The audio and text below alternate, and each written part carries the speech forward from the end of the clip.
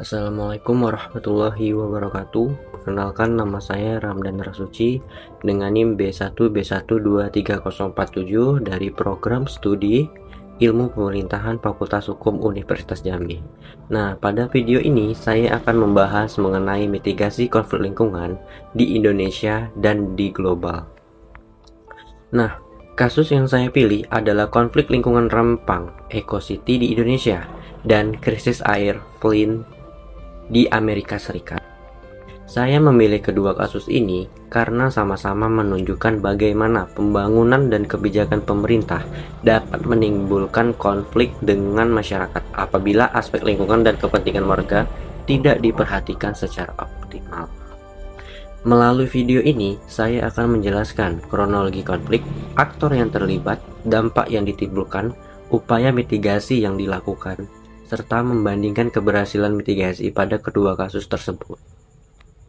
Oke, langsung saja kita masuk ke kasus yang pertama, yaitu di Indonesia, mengenai konflik Rempang Eco City. Nah, di sini saya akan menjelaskan mengenai kronologi konfliknya. Konflik Rempang ini terjadi pada tahun 2023, ketika pemerintah melalui BP Batam merencanakan pembangunan kawasan industri dan investasi bernama Rempang Eco City. Proyek ini merupakan bagian dari proyek strategis nasional yang bertujuan menarik investasi dan meningkatkan pertumbuhan ekonomi. Namun, pembangunan tersebut mengharuskan relokasi ribuan warga yang telah menetap secara turun-temurun di Pulau Rempang selama ratusan tahun. Tentunya penolakan masyarakat terhadap relokasi memicu demonstrasi dan bentrokan dengan aparat keamanan. Di sini saya akan menjelaskan aktor-aktor siapa saja yang terlibat dalam kasus ini. Tentu yang pertama ada masyarakat Pulau Rempang, yang kedua ada BP Batam, yang ketiga ada pemerintah pusat, yang keempat ada aparat keamanan, dan yang kelima ada investor PT Makmur Elok Graha.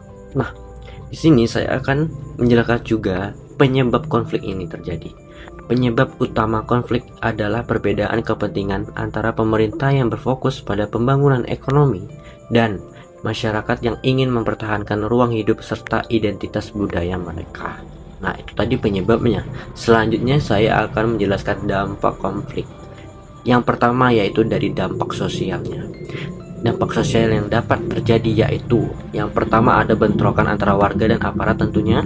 Yang kedua ada munculnya ketidakpercayaan terhadap pemerintah. Kemudian yang ketiga ada trauma psikologis masyarakat. Kemudian dampak selanjutnya itu dampak lingkungan. Itu yang pertama ada potensi kerusakan kawasan pesisir. Yang kedua ada berkurangnya ruang hidup masyarakat adat. Yang ketiga ada ancaman terhadap ekosistem lokal. Nah, selanjutnya saya akan menjelaskan mengenai analisis mitigasi konflik ini.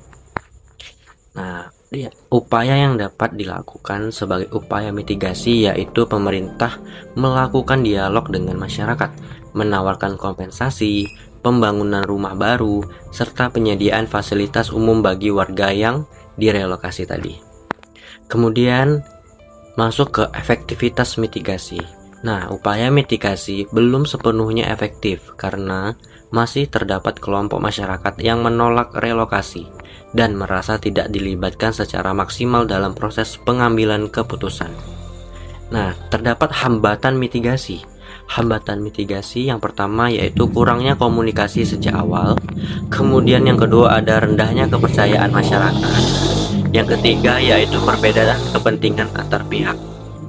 Nah, dalam menganalisis kasus ini, saya menggunakan beberapa teori konflik, yaitu teori konflik menurut Lewis Althusser.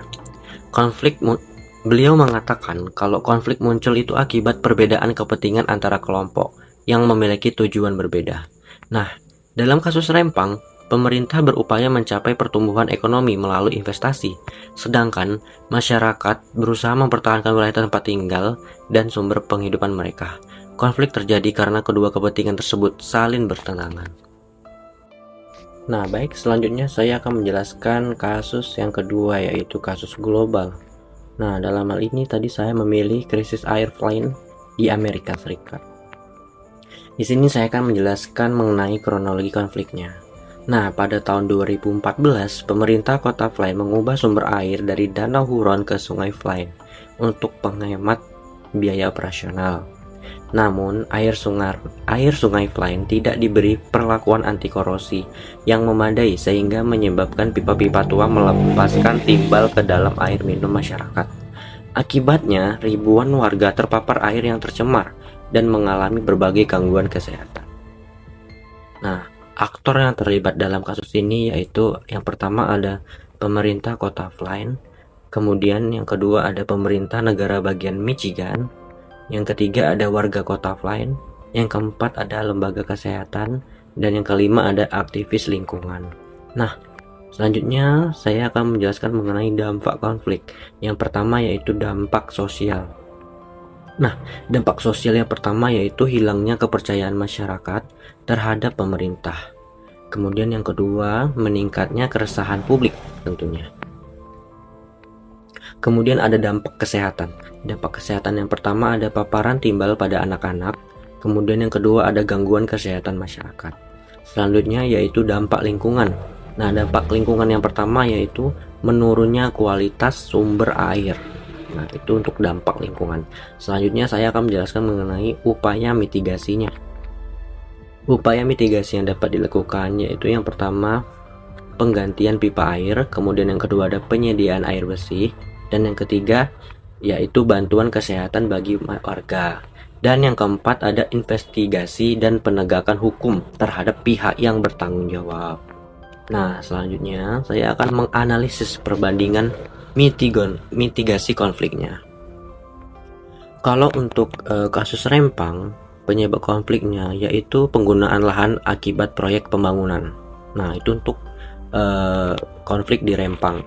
Kalau konflik di Flyn, untuk yang di Amerika Serikat, yaitu penyebabnya ada kesalahan kebijakan pengelolaan sumber daya air.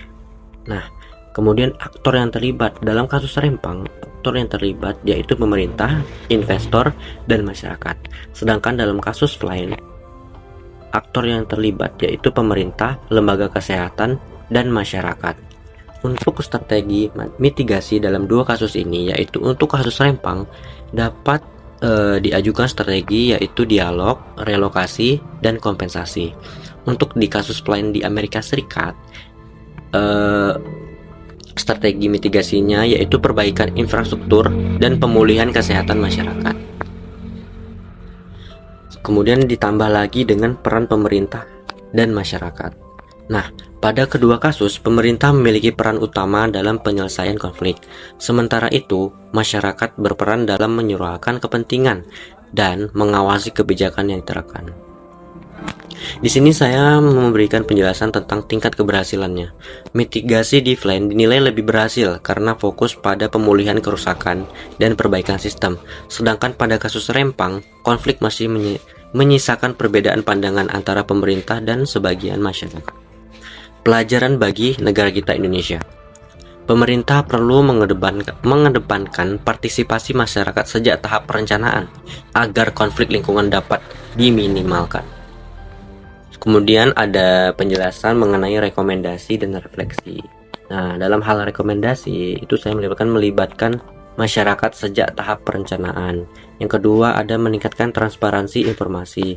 Yang ketiga ada melaksanakan kajian lingkungan secara menyeluruh. Keempat ada mengutamakan dialog dibanding pendekatan represif. Dan yang kelima ada memastikan hak-hak masyarakat terlindungi. Kemudian selanjutnya ada refleksi. Refleksi yang pertama, konflik lingkungan tidak hanya berkaitan dengan kerusakan alam, tetapi juga menyangkut hak, kesejahteraan, dan keberlangsungan hidup masyarakat. Melalui kasus Rempang dan Flyn, kita dapat memahami bahwa pembangunan harus dilaksanakan secara berkelanjutan dengan mempertimbangkan aspek sosial, ekonomi, dan lingkungan secara seimbang. Nah, dengan demikian, mitigasi konflik lingkungan menjadi kunci untuk mewujudkan pembangunan yang adil dan berkelanjutan. Sekian presentasi dari saya. Terima kasih. Assalamualaikum warahmatullahi wabarakatuh.